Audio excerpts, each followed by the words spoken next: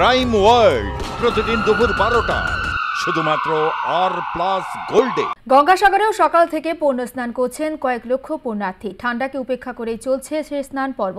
অন্যদিকে কপিল মুনির আশ্রমেও পুজো দেওয়ার জন্য ভিড় জমাচ্ছেন পুণ্যার্থীরা।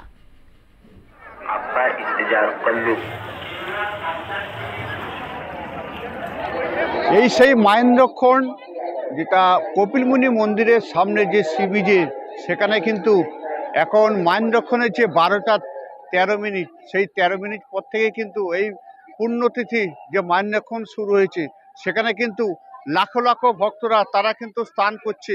এবং একটাই যে সেই কনকনে শীতের ঠান্ডাকে উপেক্ষা করে এই মাহেন্দ্রক্ষণে কিন্তু এখনো পর্যন্ত কিন্তু যে সকালের যে এখনো কিন্তু অন্ধকার রয়েছে, সেই অন্ধকারের এখনো পর্যন্ত কিন্তু দিন কাটেনি। সেই অন্ধকার থেকে সেই ভোর থেকে কিন্তু এখানে স্নান পর্ব চলছে।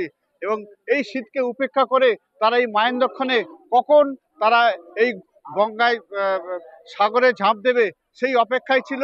কিন্তু 12টা 15 বাজতেই তারা কিন্তু এই যে সাগরে তারা কিন্তু ঝাঁপ দিয়েছে। हाँ, हम लोग दिल्ली से आए हैं। हाँ हाँ। अभी तो सुबह नहीं हुआ, इतना रात को नहा के कैसा लग रहा है?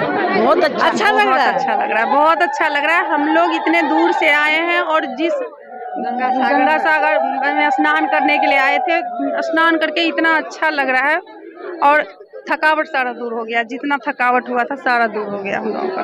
लोग बोलते हैं सारे तीर्थ बार गंगा सागर एक ही बार। बहुत मेहनत करके आए हैं, परसों से और आज तक रात में यहीं पर थे। बहुत अच्छा लगा। এবং পূর্ণ তিথিতে তারা পূর্ণ লাভ করার উদ্দেশ্যে তারা কিন্তু এই ঝাঁপ দিয়েছে গঙ্গায়। দক্ষিণ 24 পরগনা থেকে বিশ্বজিৎ নস্কর, আর+ নিউজ।